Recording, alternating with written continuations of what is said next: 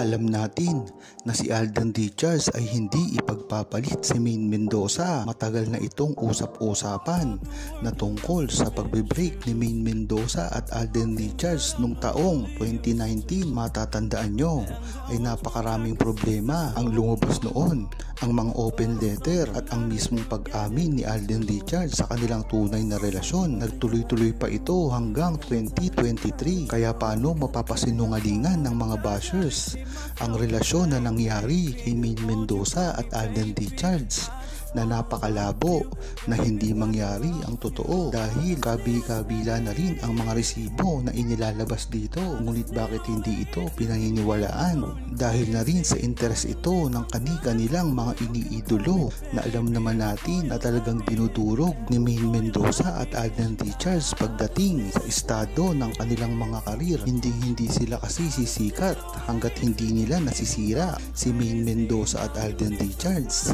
Kung mapapansin nyo, ang mga love team ngayon ay unti-unti nang nawawala at pinapalitan na ito ng mga peke na love team katulad na lamang ng kay Barbie at ng kay David Licauco. Kahit pa anong gawin nila na napaka-sweet nila on cam ay alam ng buong tao na hindi ito pwedeng mangyari. Ganun na rin ang ibinabalik na tambalan ni Julia Barreto. Diyan mo talaga malalaman na ang love team ngayon ay hindi na tulad ng dati. Talaga nga naman na napakataas ng antas ang ginawa ni Alden Richards at Maine Mendoza patungkol sa love team dahil hindi na ngayon totoo ang love team. Ang mahalaga ay ang tunay na relasyon nila sa pribado. Kaya kung tatanungin nyo, talagang napakaganda ng ginawa na standard ni Maine Mendoza at Alden Richards noon. Dito nila binasag ang cliche ng love team na talagang makikita mo hindi ordinaryo ang ginawang pag-uumpisa ng tambalan ni Maine Mendoza at Alden Richards at ng Aldab.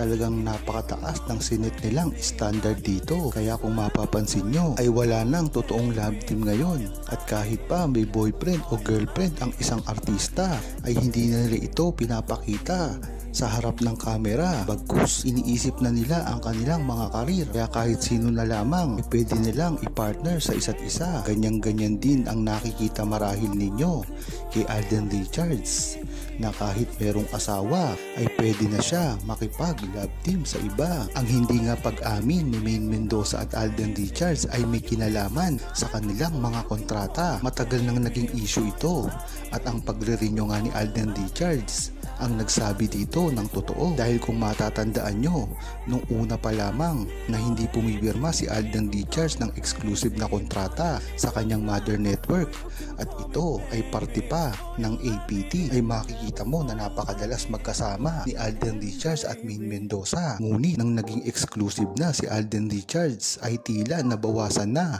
ang kanilang pagkikita ni Maine Mendoza at syempre hindi mo rin maiiwasan na magduda dahil pipirma na lang si Maine Mendoza sa Artist Center dati ay hindi pa natuloy, bagamat kagustuhan din ni Maine Mendoza yon dati at pilit din ito pinapapirma sa GMA. Ngunit nakapagtataka kung bakit hindi pumirma si Maine Mendoza dahil pinayagan naman ito ng APT. Talagang yun nga ang napakalaking misteryo kung saan hindi nagpapirma si Maine Mendoza dahil go naman lang lahat. Si Alden Richards ay nakasuporta dito, ang TVJ, ang dalawang network. Bagamat hindi pa naman kasi exclusive ang pipirmahan ni Maine Mendoza ay hindi ito natuloy. Diyan mo pa lang talaga malalaman ang friction ng relasyon ni Maine Mendoza at Alden Richards sa simula pa lamang. Kaya wag na kayo magtaka kung hanggang ngayon ay tuloy-tuloy pa rin ang pangbabash sa kanilang dalawa dahil parte ito ng plano nila para sirain ng tuluyan ang relasyon ni Maine Mendoza at Alden Richards. Kung aamin man si Maine Mendoza at Alden Richards sa kanilang relasyon ay dapat iniisip din nila ang pamilya nila dahil hindi lamang ito makakaapekto sa kanilang personal na buhay kundi sa mga malalapit din nilang kasama sa buhay, lalong-lalo na sa mga kaibigan nila dahil nga naman tungkol lang ito sa mga gagawin nila na patunay sa kanilang relasyon ay hindi lamang ito positibo ngunit ngunit magiging negatibo din ito. Ang example dito ay ang pag-amin ni Alden Richards at Maine Mendoza. Maraming masasaktan dito na mga gustong makuha si Alden Richards at sila naman ngayon ang magiging bashers at sisiraan ito sa publiko, lalong-lalo na ang mga executives na hindi natin alam na meron talagang mga gusto kay Alden Richards. Kahit mga matatanda na ay gustong makuha pa rin si Alden Richards na batang-bata. Kaya kahit ano pang gawin ni Maine Mendoza at Alden Richards, may mga negatibo rin silang makukuha dito sa kanilang pag-amin at malamang ay tinitimbang nila ito kung ano ang tamang gawin. Ang pag-amin ba na gagawin nila ay makakatulong sa kanilang karir? Syempre, 50-50 ang tsansa na ito dahil pag sila ay umamin ay matatambal lamang sila sa iisang mga partner. Ngunit hanggat hindi sila umamin ay maraming proyekto ang darating sa kanila kagaya nga ng ganitong ginagawa ngayon ni Alden Richards at Maine Mendoza. Ngunit sa bandang iba naman, ang pag-amin nila ay makakatulong naman sa kanila, sa kanilang pamilya at mga personal na buhay. Kaya kahit ano pa ang desisyon na gawin ni Maine Mendoza at Alden Richards sa kanilang personal na buhay ay talagang susuportahan ito ng buong Aldab Nation dahil kahit kailanman hindi mali ang ginagawa ni Maine Mendoza dahil ito ay naaayon sa sitwasyon na ginagawa nila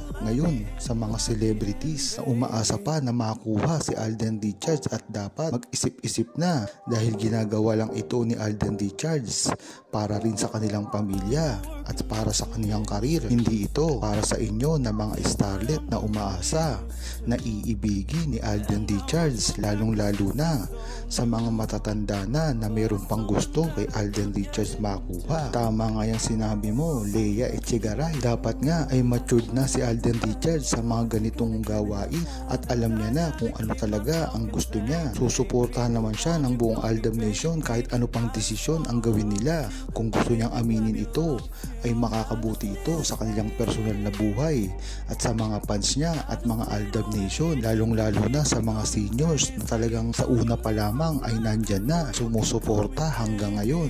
Ngunit ang gagawin naman nila na hindi pag-amin ay papabor naman sa kanilang mga karir at mga ginagawa at mga pangarap sa buhay. Kaya dito mo malalaman kung ano talaga ang pinaprioritize nila.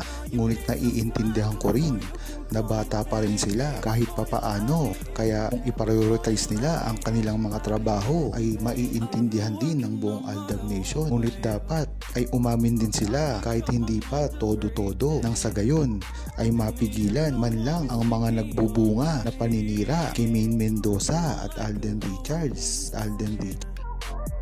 I keep on thinking about you. I got no time to deny the truth. You gotta give me a time and Huwag kalimutang mag-subscribe, comment at i-like ang video na ito. Thanks for watching.